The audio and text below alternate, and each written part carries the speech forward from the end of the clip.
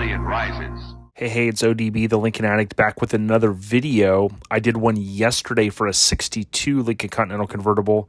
Here's a 63. I'll try to do this one as efficient as possible. I know sometimes these can go over 20 minutes. Not everyone's looking for all that detail, but this one's definitely an interesting one. So if you can stick with me to the end, I definitely appreciate it.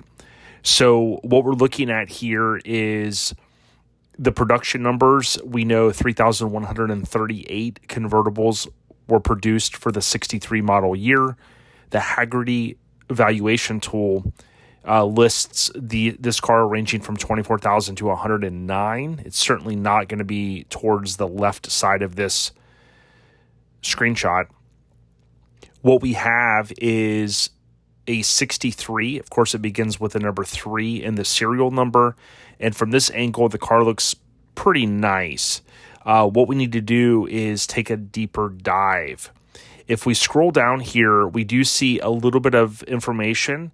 63 Lincoln Continental Convertible. It is stated that it runs and drives well. The convertible top operates, and they're claiming you could finish this off to have a solid ride for years to come. They mention, of course, the seller notes. That's going to be standard, if you're depending on how you're paying. It's got a clear 63 convertible. This is Bermuda blue metallic color. That was the color that I had guessed just looking at the photos without reading the description. More on that. Drives great. Top goes up and down smoothly. Suicide doors open, they claim, very nicely. And there's some more detail here. There is some damage in the front passenger fender. They mentioned it was due to unloading on a trailer. The convertible top is in rough shape and whatnot. If we take a look, I copied the description here, but again, trying to be efficient as possible. This car is or was added to the Lincoln registry about a month and a half ago. Again, the gentleman that runs this, shout out to him. He scours the internet. I'm sure others also submit these, but it's kind of a way to keep tabs on these cars and what still exists, since none of us really know. The VIN is broken down there, or I should say the serial number. Basically, this was the 26,890th unit produced out of the 31,233 total units for 63. So again, sedans were produced at a much higher level, which you can see there.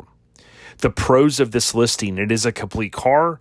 The seller seems to be very honest with the photos. It is a highly desirable year. Again, 3,138 convertibles were built. The top, it comes with a new top. The car appears to be in a condition that could be restored to its former glory. It is a desirable color. And again, I had guessed Bermuda blue metallic. I know some people go, well, how do you not know? Honestly, some of these colors are very hard to tell. If you look at this photo here without clicking on it, and this photo here, it looks like two different colors. I have a Huron blue Lincoln. That's what this color almost looks like here. But again, different photos and things like that make it tough. But this is what the seller states, that it is that Bermuda blue metallic. That would have been the E paint code. Okay. Before we look at some of the key call outs, what I want to do is look through these photos now. This is one of those listings where if you scroll down, you're going to see all the photos here, and they have them broken out, which I do appreciate: engine, interior, undercarriage, so on and so forth. But up here, if I click, I can actually go with my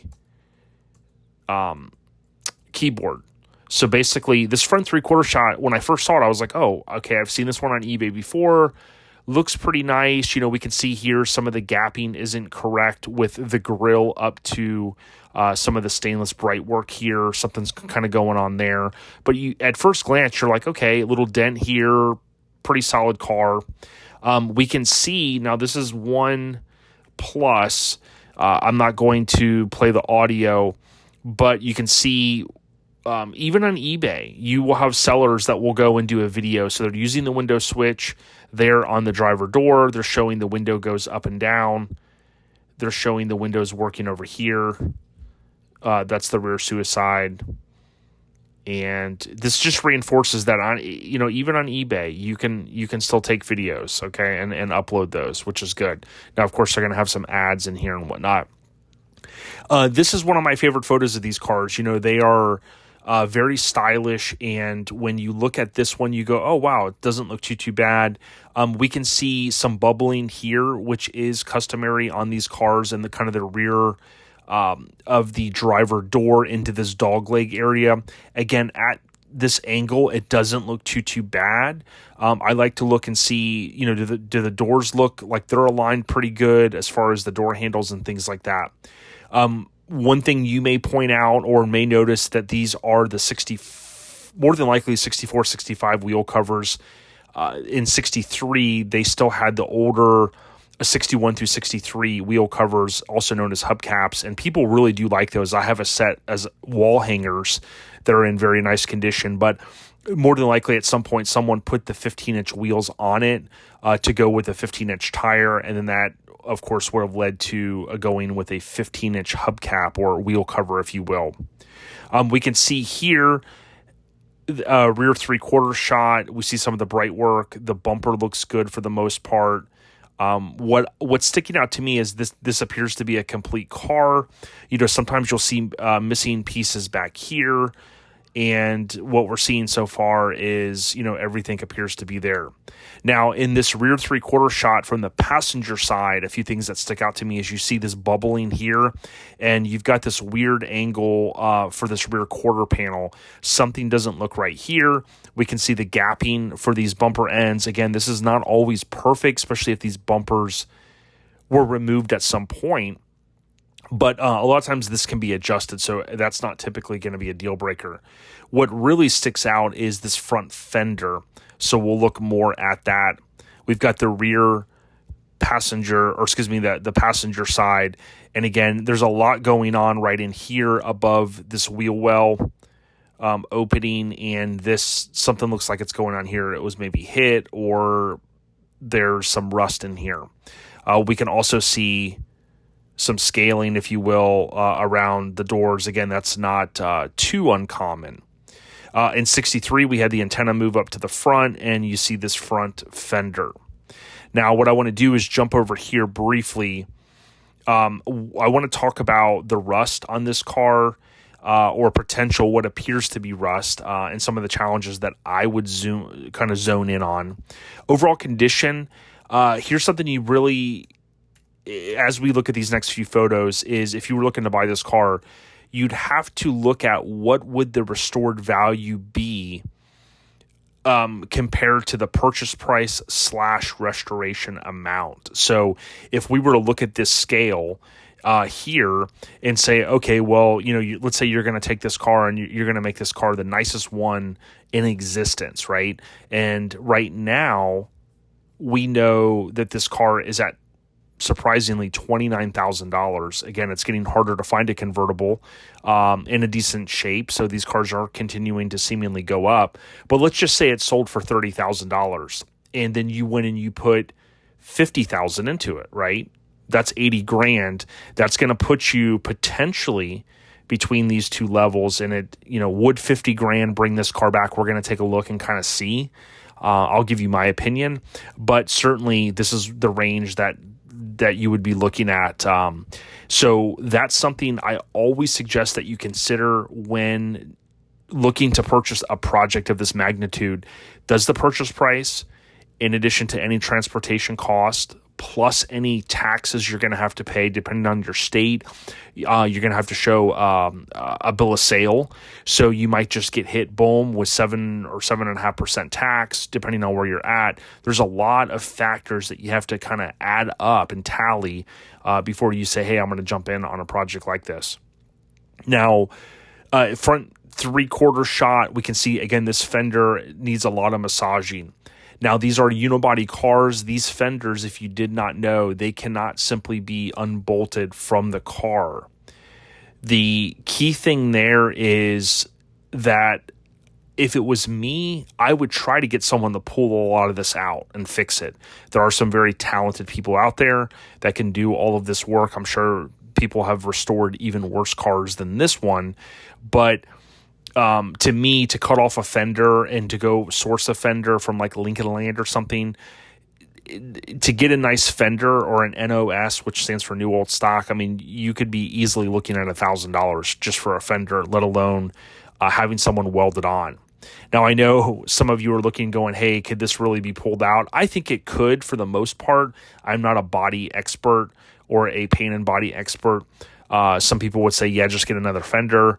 Others would say, finding a fender for one of these is easier said than done. That's in nice condition. So, what's your flavor? It really depends on what you think.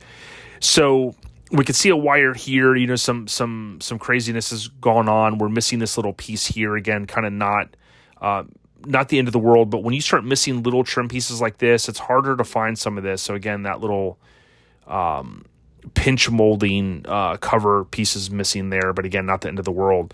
What I'm seeing here is you're going to see the interior looks pretty dingy. I would be concerned underneath this carpet. There's a couple of photos that I think we'll be able to tell a little bit more. A lot of discoloration on the carpet. The carpet's going to have to be redone or replaced. These pieces here, they're getting more expensive. All of this stuff, all of these door panel pieces and things like that, I think a lot of this could be brought back. But again, if it's missing parts, that's when you start getting into needing to spend some money. The seats, I love the originality of the seats. I know it's not going to be for everyone, but more than likely someone would have these seats redone. We can see a crack in the dash here. We see a lot of discoloration on these panels. Although, if you take a look at this is what I often refer to on these 61 through 63. You can see this is clocked right, or at least it's facing forward versus backwards. Here, this photo is a little concerning because you're starting to see what I'm seeing here is a lot of times when the carpet's really nasty in these cars, it'll start to kind of rip and tear right here. And if I was looking to buy this car, I would want to see underneath this. I would want to pull this back and see how bad, or look underneath directly up at the floor pan, or put your phone underneath there and kind of move it around, snap some photos, pull it back out, take a look, and kind of see what you're looking at. Inside this door over here doesn't look too bad here, which is, a good thing. We can see the front seats are ripped pretty bad. Again, discoloration here on these pieces. I mean, if you had to buy these 4 pieces, they're pretty expensive just for those. Not saying that these can't be fixed and repaired, but a lot of times with sun damage and things like that, you can often easily want to replace some of this stuff. But just to reinforce it, it is expensive to start finding some of this because often it's not reproduced. That's the reason. If we kind of go through these a little quicker here, just to kind of speed things up, these window switches, they don't appear to be sitting straight up. More than likely, they're going to need to be rebuilt. There are some different vendors like Blair Farmer here locally who I know that rebuilds these window switches. Now, they did show that they were working, so that is not a bad thing. However, keep in mind that these are typically suspect on these cars, and oftentimes, even if they're working, I can see that they're not facing straight up. If these have never been rebuilt, you have to count on rebuilding these window switches, and that's going to cost you, if you take this pod plus the one on each of the other doors, I mean, that's easily $500 to $1,000 to rebuild them or replace with some of the different vendors like Devious Customs. Here we can see the engine bay. The engine bay, to me, doesn't look too bad. A few things to point out. One, it has a dual master cylinder. That is a good thing. If you've been watching this channel, you know that they came with the single reservoir up until 66, and then, of course, in 67, it changes. So this has been updated. Although it doesn't have a proportioning valve, these cars had the front and rear drum brakes. So you could get away without a proportioning valve. I know some people kind of debate that, but this is updated. That's a plus. It's a non-AC car.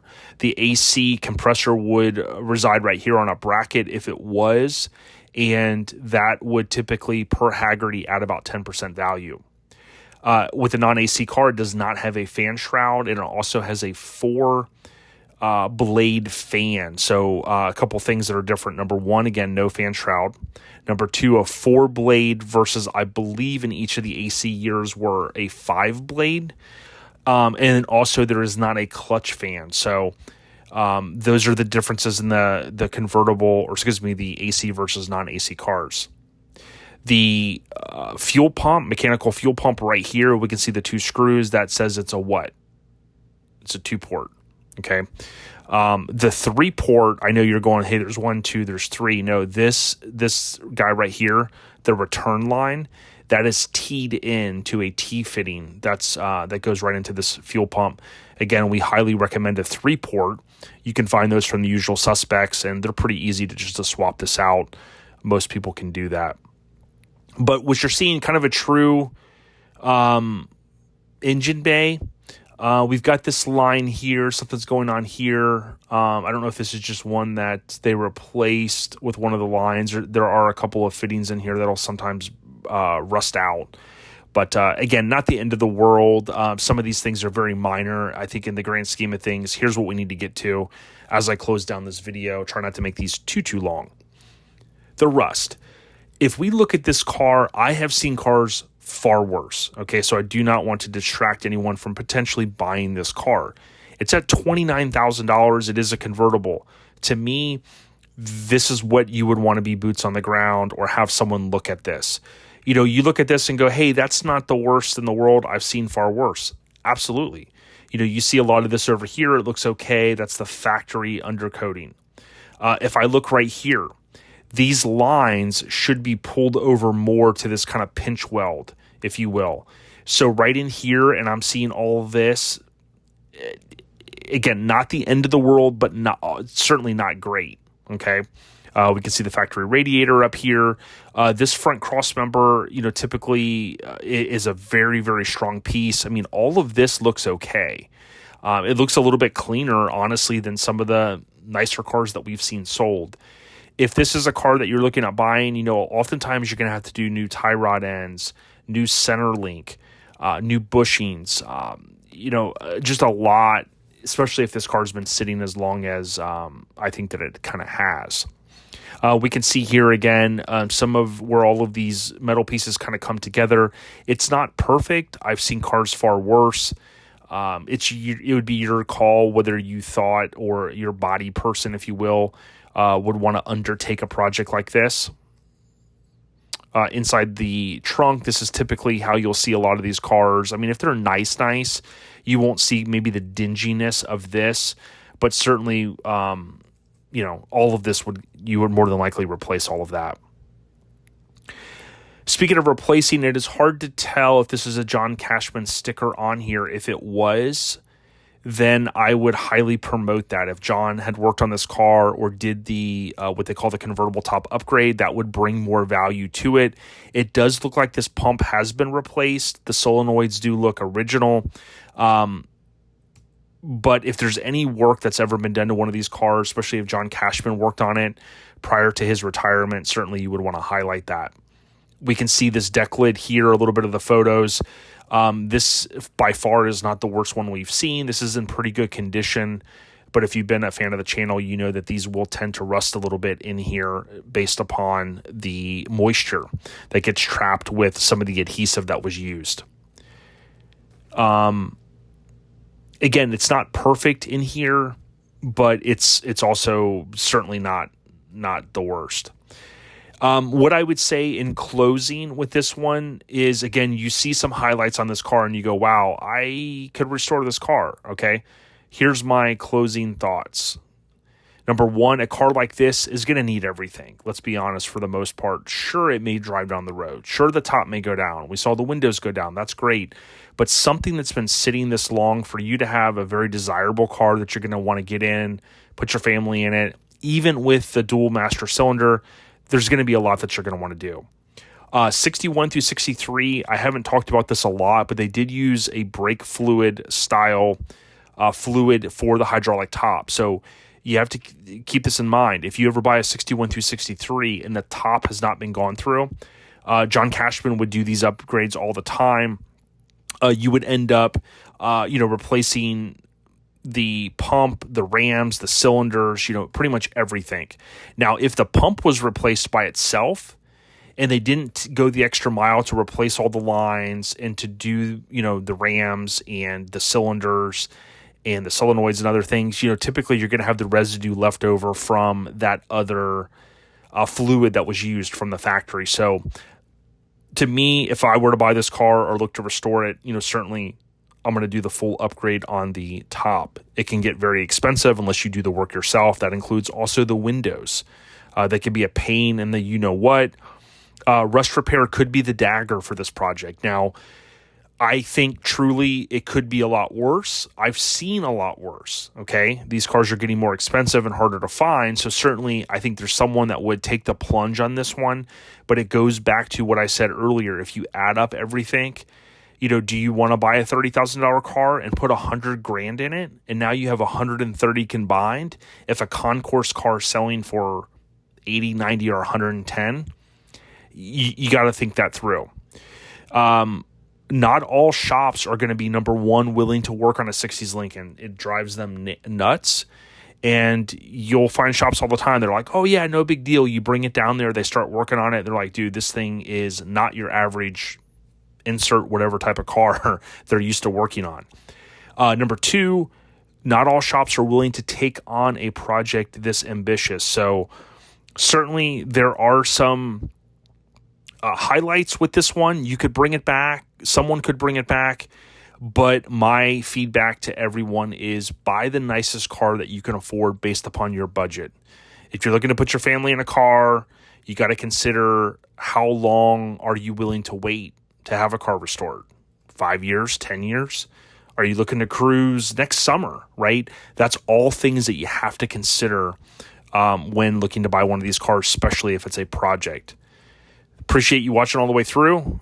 Let me know what you think in the comments. Am I really off on this one, or do you think I'm nailing it? If it was me, I wouldn't take this big of a project on. That's my personal opinion. Stay on the rise, everyone, and thank you for the support. ODB, we out of here.